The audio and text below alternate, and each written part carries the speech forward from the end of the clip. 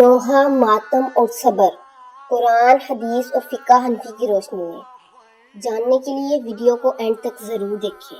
یعنی اونچی آواز میں رونا کسی اپنے کے جانے پر۔ السلام علیکم ورحمۃ اللہ وبرکاتہ۔ تمام تعریفیں اللہ تعالیٰ کے لیے ہیں اور درود و سلام ہو ہمارے پیارے نبی حضرت محمد مصطفیٰ صلی اللہ علیہ وآلہ وسلم پر۔ آج کا موضوع ہے نوحہ ماتم اور صبر۔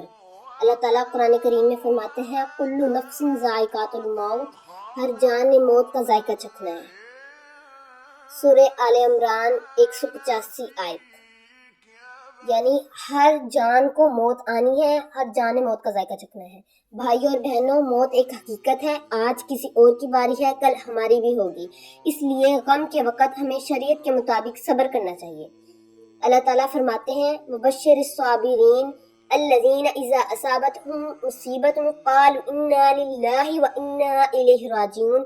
صبر کرنے والوں کو خوشخبری دے دیجئے جو مصیبت آنے پر کہتے ہیں بے شک ہم اللہ ہی کے ہیں اور اسی کی طرف لوٹ کر جانے والے ہیں۔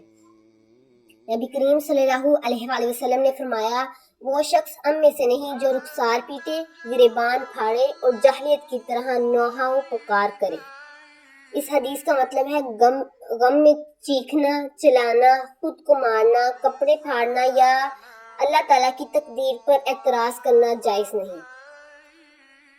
لیکن خاموشی سے رونا جائز ہے۔ رسول اللہ صلی اللہ علیہ وآلہ وسلم نے اپنے صاحبزادے حضرت ابراہیم کی وفات پر آنسو بہائے اور فرمایا آنکھ آنسو بہاتی ہے، دل غمگین ہوتا ہے، مگر ہم وہی بات کہتے ہیں جس سے ہمارا رب راضی ہو۔ حضرت یعقوب کا واقعہ۔ حضرت یعقوب اپنے بیٹے حضرت یوسف کی جدائی میں بہت روئے، یہاں تک کہ قرآن میں آتا ہے ان کی آنکھوں کی بینائی متاثر ہو گئی، لیکن انہوں نے کبھی نوحہ نہیں کیا، نہ اللہ تعالیٰ سے شکوہ کیا۔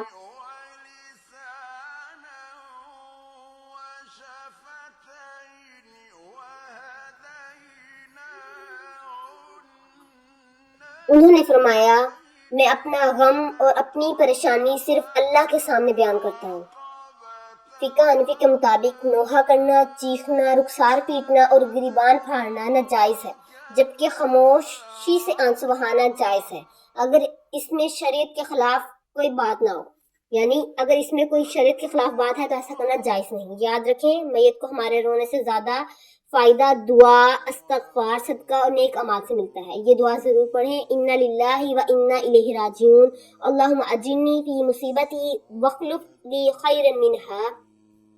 ہر نفس کو ایک دن دنیا سے جانا ہے، صبر کرنے والے کو رب نے اپنانا ہے، صبر کرنے والے کو رب نے اپنانا ہے۔ اللہ تعالیٰ ہمیں ہر مصیبت پر صبر کرنے، نوحہ اور ماتم سے بچنے، قرآن و سنت کے مطابق زندگی گزارنے کی توفیق عطا فرمائے، آمین یا رب العالمین۔ اگر یہ ویڈیو پسند آئے تو اسے لائک کریں، شیئر کریں، ہمارے چینل کو سبسکرائب کریں تاکہ قرآن، حدیث اور فقہ حنفی کی روشنی میں اسلامی بیانات آپ تک پہنچے۔ جزاک اللہ خیر، والسلام علیکم ورحمۃ اللہ۔